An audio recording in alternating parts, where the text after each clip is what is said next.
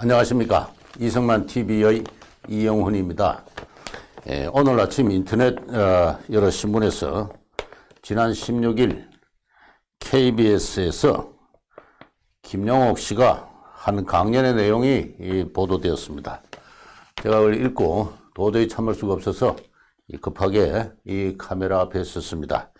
김용옥 씨는 전 국민이 일치 단결해서 신탁 통치에 찬성했으면 분단도 없었을 것이다 라고 주장했으며, 그리고 이승만 우리의 건국 대통령을 가리켜서 미국이 한반도를 분할 통치하기 위해서 데려온 인물이다, 괴뢰다 라고 이야기를 했습니다. 이것은 한 지식인이 할 수 없는 최악의 수준의 욕설입니다.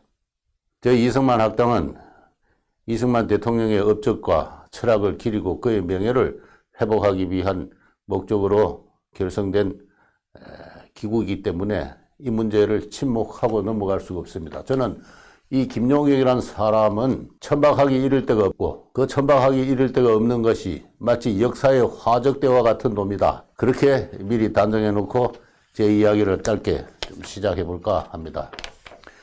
우리의 건국 세력들이 신탁 통치에 반대한 것은 그것이 바로 공산주의로 가는 길이었기 때문에 그렇습니다. 일제하에서 35년의 지배를 받았는데 5년을 못 참아서 신탁 통치에 반대했습니까? 어떻게 그런 생각을 할 수가 있어요?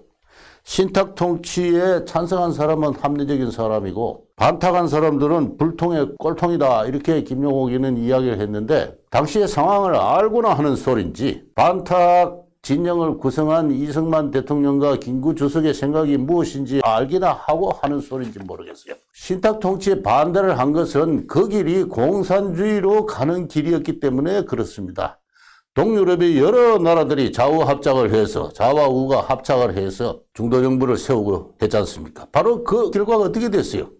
그런 세계사의 현실과 흐름을 보고 이민족이 공산주의의 길에 들어서는 것은 다시는 헤어나올 수 없는 구렁텅이에 빠지는 길이다라고 하면서 그 소련이 제시한 신탁 통치안의 위험성을 경계를 했고, 따라서 방공산주의 운동으로 반탁 통치, 신탁 통치 반대 운동을 했던 겁니다. 더울 씨는 그 말을 취소하고 다시 그 시대로 돌아가서 그 시대 신문이나 잡지나 그리고 그 시대에 관한 역사책을 좀 읽고 발언해 주길 바랍니다. 바로 김도월의 이야기는 당시 공산주의자들이 하는 이야기예요. 어떻게 이런 자가 공영방송에 나가가지고 당시에 대한민국의 건국 세력을 비판하고 공격하고 대한민국의 건국을 방해한 그런 공산주의자들의 이야기를 지금 공공연하게 할 수가 있는 것입니까? 이것이 제가 지적하고 싶은 첫 번째고요. 두 번째는 우리의 이승만 대통령을 미국의 괴뢰라고 했습니다. 그것 역시 당시부터 공산주의자들이 우리의 건국 세력, 이승만, 김성수 등을 비판하기 위해서 했던 이야기입니다. 그 선전을 그대로 하고 있어요. 소련의 스탈린은 소련군 장교로 있는 김일성을 발탁을 해가지고 독립운동에 특별한 사적이 있는지 없는지가 불분명한 그 소련군 대위를 발탁해서 북한 통치의 대리인으로 내세웠습니다. 그것을 가지고 우리는 괴뢰라고 해요. 이승만은 미국의 국무부나 미 군정에 의해서 발탁된 적이 없습니다. 미국에서 한국으로 돌아오려고 할 때 미 국무부는 비행기편을 내주지 않으면서 오히려 방해를 했어요.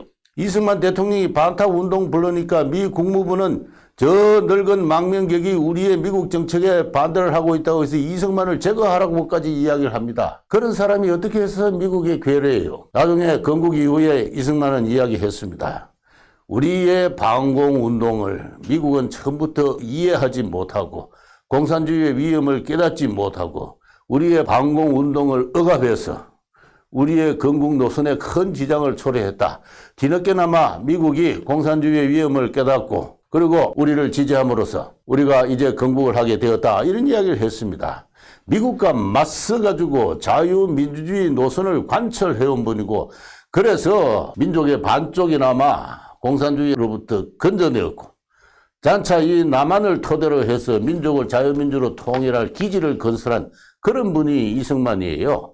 어떻게 해서 그런 사람을 미국과 맞서가면서 미국에 의해서 제거될 위험에 몰리면서도, 그러면서도 자유민주를 사랑하는 다수 민족의 지지를 받아서 강력한 자유민주주의의 진지를 구축함으로써 미국도 어떻게 할 수 없는 그러한 어떤 강한 어떤 그 힘을 과시함으로써 드디어 대한민국을 건설해낸 그런 분을 가지고 나아가서 건국 이후에도 미국과 사사건건 충돌하면서 미국에 의해서 제거될 위험성을 감수하면서도 실제로 미국은 이승만 대통령을 제거할 수도 있다는 그런 프로그램을 만들기까지도 했던 그러한 미국과의 관계에 사람을 두고 어떻게 괴뢰라고 이야기를 합니까? 김용옥 씨는 그 발언을 취소하고 역사 공부를 다시 하시기 바랍니다.